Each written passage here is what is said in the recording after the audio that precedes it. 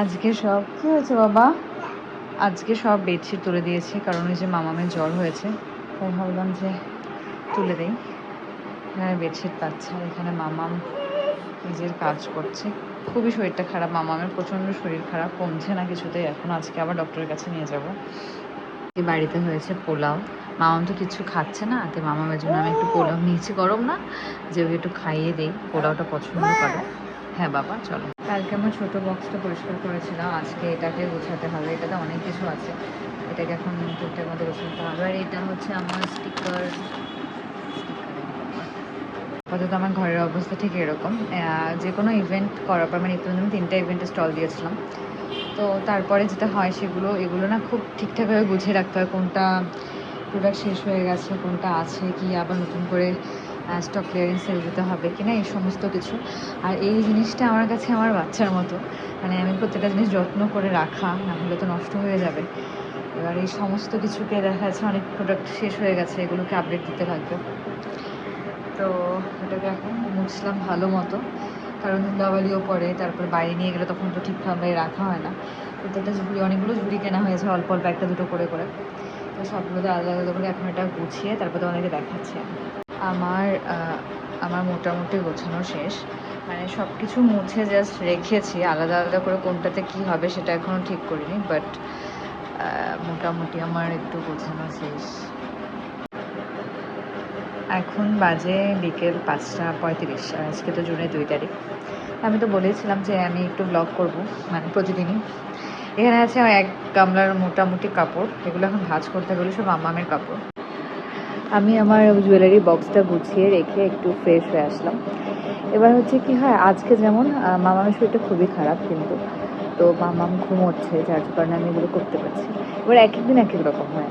এখন বেশিরভাগ দিনই কী হয়, মামা যখন ঘুমায়, এখন মামাম দেখা যায় সারাদিনে একবারই ঘুমাতো। কালকে সারা রাত্রি মামাম ঘুমায়নি, মানে একটু করে ঘুমাচ্ছে, উঠে পড়তেছে কাশতে কাশতে। এবার আমিও একটু চোখ বন্ধ হচ্ছে, আবার ওর কাশিতে আমি উঠে পড়ছি। তো এইভাবে আমারও ঘুমটা হয়। সকালের দিকটাতেও একটু ঘুমিয়েছিল, তখন আমি একটু ঘুমিয়ে নিয়েছিলাম, যার কারণে আমি এখন এগুলো করতে পারছি। এখন ও এক একদিন এক এক রকম হয় আর কি, যেটা বললাম। যেদিন ঘুমায় ভালো, সেদিন আমি টুকটাক কিছু না কিছু করি। আর যেদিন ও ঘুমায় না, দেখা যায় এই সময়টা তো মানে আমরা দুজনেই যদি ঘুমাই, ঘুম থেকে একসাথে উঠি, ওঠার পর ও কোনো কিছুগুলো করতে নিলে বের করবে, এই করবে, ওই করবে, তো ওর সামনে তো এগুলো করা যায় না। তখন ওর সাথে সাথে ও যা করে, ওর সাথে সাথে কিছু না কিছু করি। এবার কাপড় যেমন ওখানে এক ঢিপ কাপড় আছে জমা হয়ে মামামের, তো সেগুলো ওই একদিন ধরো সময় পেলাম বা 2 দিন সপ্তাহে পেলাম, তখন একবারে ভাঁজ করে রেখে দিই।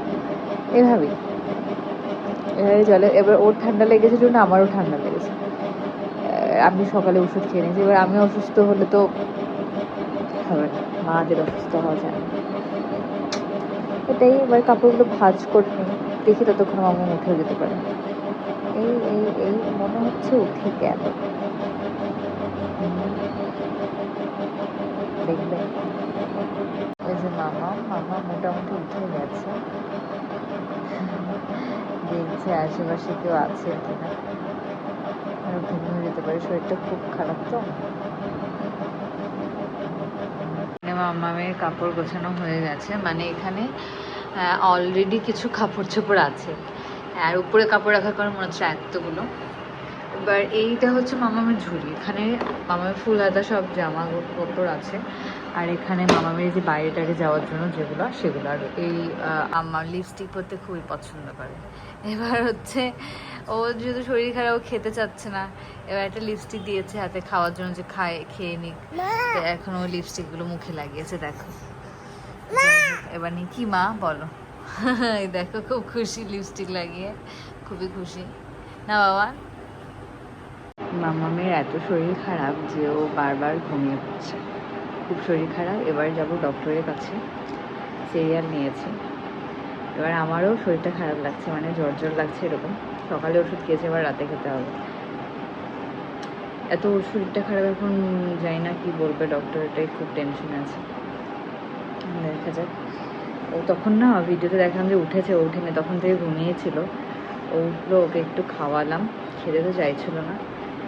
তো এখন যাই, আগে রেডি হয়ে ডক্টর থেকে আসে তোমাদের সাথে শেয়ার করছি যে কী বললো কি না বললো। এখানে দেখলে আমরা দুজন চা খেলাম, লাল চা করেছিলাম।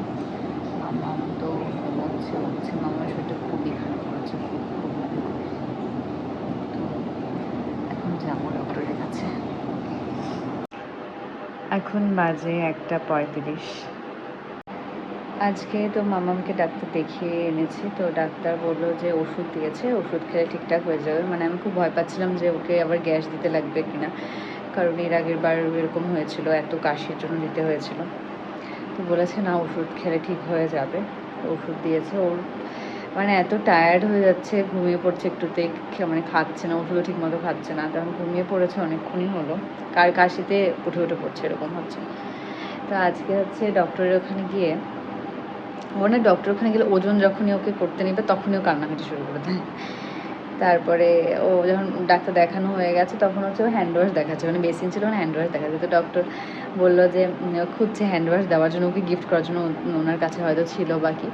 তো পরে খুঁজে পাইনি, তখন বলছে যে তাহলে তুমি এটা নাও, ওকে এটা গিফট করেছি। তখন দেখাচ্ছি এটা হচ্ছে, এখানে অনেক কটন বাড আছে, এগুলো ওকে গিফট করেছে। এটা সে ও কি খুশি, ওটা আমি ক্যাপচার করিনি, করতে পারিনি। ও পুরো রাস্তাটা ওয়েট, এই যে কটন বার, ও পুরো রাস্তাটা এটাকে ধরে ধরে নিয়ে এসেছে। তো আর বলছি পরের বার আসবে যখন তখন দিব হ্যান্ড ওয়াশ। আবার আসার সময় হচ্ছে ওর সাথে একজনের দেখা হয়েছে, মানে প্রমির একটা ফ্রেন্ড। তো ওকে ফার্স্ট টাইম দেখেছে, মানে এর আগে ফোনে দেখেছে, ওর খোঁজ খবর নেয়। ওর প্রমির অনেক ফ্রেন্ড বা অনেক পরিচিত মানুষ আছে যারা মামাকে খুব ভালোবাসে। আমি একটু বসে পড়লাম নিচে, প্রচণ্ড বেশি গরম পড়েছে। তো দেখা হলে খোঁজ নেয় মামামের। তারপরে মামামের কোলে আর কি নিল মামামেরও ওকে খুব পছন্দ হয়েছে। তো কোলে নেওয়ার পরে ওকে বলছে তুমি কী খাবে, তোমাকে কিছু কিনে দেবো। আমি বলছে না কিছু লাগবে না, আমরা ওষুধ কিনতে দাঁড়িয়েছি সেই সময়। ওকে দোকানে নিয়ে গেছে, আমার চকলেট তো খায় না। প্রায় বলছে না, ওকে তো চকলেট দেওয়া হয় না, তো খায় না, কিচ্ছু লাগবে না দিতে। তখন না, ও তো কিছু দিবে কিনে। এখন বলছে বিস্কুটও ও সেভাবে খায় না, হয়তো আমরা যদি খাই তখন একটু খেতে চাইলে দেওয়া হয় একটা, এরকম। তো এনার্জি বিস্কুট ওকে তখন আবার কিনে দিয়েছে। ওরা বলছে না লাগবে না। তারপরে সে ওকে আদর করছে, টাটা দিচ্ছে। এবার বলছে যে কে দিয়েছে কিনা, মাম্মি। প্রমিকে মাম্মি বলে, মাম বলে, বাবু বলে, এই সমস্ত কিছু বলে প্রমিকে ডাকে। তো প্রমির এজের যাদেরকেও দেখে তাদেরকেও মাম্মি মাম এ সমস্ত বলে ডাকে। তো এই হলো ব্যাপার। তো এবার হচ্ছে আমি নিজে ওষুধ খেয়ে নিলাম, কারণ আলটিমেটলি আমি মায়ের সাথে গল্প করছিলাম যে মানে মারও শরীর খারাপ, মারও জ্বর আসছে, ঠান্ডা লাগছে, মা ওষুধ খেলো না। মায়েদের অসুস্থ থাকা যায় না। আমার আমার মাকে বলছে যে তোমার যেমন অসুস্থ থাকা যায় না, আমার মায়ের শরীর খারাপ, তারপরেও আমাকে ডক্টরের কাছে নিয়ে মানে মামামের কে নিয়ে গেছে, জন্য আমার সাথে গেছে। এবার প্রমির অপারেশন আছে কালকে না পরশু দিন প্রমির টনসিলের অপারেশন আছে। তো প্রমির আমরা একসাথে ডক্টরের কাছে গিয়েছিলাম। এখন মানে মায়ের হাজার শরীর খারাপ থাকুক, এবার মার সামনে একটা বড় অপারেশন আছে, প্রমির অপারেশনটা হয়ে গেলে ঠিকঠাক মতো ভগবান করে পরে মায়েরটা করতে হবে। তো মানে এমন একটা ফেজের মধ্যে দিয়ে যাচ্ছি যে এখানে মনে হচ্ছে টাফ নিজের কাছে, মানে নিজের সিচুয়েশনটা কিন্তু নিজের কাছে টাফই লাগে। এবার ডক্টরের ওখানে বসে, যেই ডক্টরকে দেখাই মামামকে, তিনি শিশু ডক্টর। তো উনি হচ্ছে, ওনার অ্যাক্সিডেন্ট হয়েছিল, খুব মেজর একটা অ্যাক্সিডেন্ট হয়েছিল। তো অ্যাক্সিডেন্টে ওনার পা মানে টুকরো ছোটো ছোটো টুকরা হয়ে গিয়েছিলো, মানে অত ভালো শুনলাম না, কিন্তু এতটুকু শুনলাম। এবার আমার সাথে যিনি আরেকজন রুগী ঢুকেছিল, তো ওনার আবার দেখে 4th স্টেজ ক্যান্সার। এবার উনি একজন স্কুলের টিচার, তো মানে ডক্টরের বাচ্চা তার স্কুলে আর কি। তো তো বিভিন্ন কথা শুনছি, আমি বসে বসে শুনছি, ওখানে মামা আছে কোলে, মামা আমার সাথে কথা বলছে, করছে তখন আমি ওদের কথা শুনছিলাম। মানে বাইরে থেকে আমরা মানুষকে দেখে ভাবি যে আছে কতই না সুখী, কতই না, মানে ওই যে 4th স্টেজ ক্যান্সার, ওনাকে দেখে আমি মানে ভাবিনি যে মানে নর্মাল অসুস্থতা থাকবে, মানে ক্যান্সার, বা উনি কেমো দিচ্ছে, ওনার হাতে কেনুলা করা, উনি রেডিওথেরাপি দিবে বা এরকম। তখন মনে হচ্ছে যে নিজের খারাপ লাগা, নিজের দুঃখগুলো মনে হয় ঠিক আছে সয়ে যাওয়া যাবে, এরকম একটা ব্যাপার।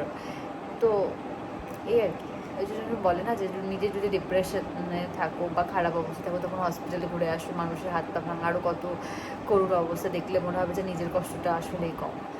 তো এই আর কি, মানে আমার ব্যাপারটা হয়েছে কি, আমার খুবই ধৈর্য কম, আমার ধৈর্য কম এই অর্থে বলছি যে মানে আমার থেকে থেকে মনে হয় কি আমি আর পারছি না, আমার হচ্ছে রেস্ট দরকার। আমার মনে হচ্ছে কোথাও চলে যাই, আমি একা নিজের মতো চুপচাপ বসে থাকি। মানে আমার এরকম মাঝে মধ্যে মনে হয় কি আমাকে হসপিটালে ভর্তি করে দিই, আমি জাস্ট ঘুমাবো, আমি জাস্ট ঘুমাবো। বাট এটা এটা আমাকে যদি করে দেওয়া হয় আমি জীবনে পারবো না ঘুমাইতে।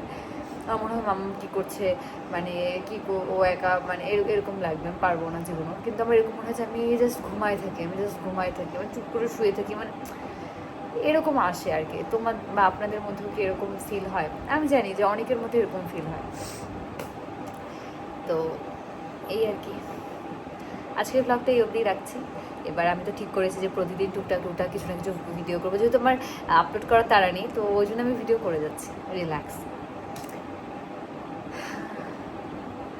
এটাও একটা থেরাপি আমার কাছে মনে হয়, যে ক্যামেরা অন করে বকছি, মানে কাউকে, মানে উল্টো দিকের মানুষটা শুনবে, হয়তো শুনবে, পুরোটা না শুনলেও কিছুটা শুনবে, বাট নাও শুনতে পারি, তারপর আমি বকছি, লাইক মানে নিজেকে রিলিফ ফিল হচ্ছে আমার কোথাও যে কারণ সবসময় কে তোমার কথা শুনবে?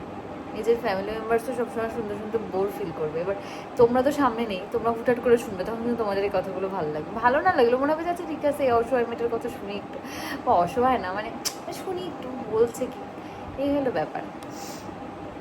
সো আজকের ব্লগটা এই অবধি রাখছি, দেখাবো অন্য কোনো ভিডিওতে। টাটা।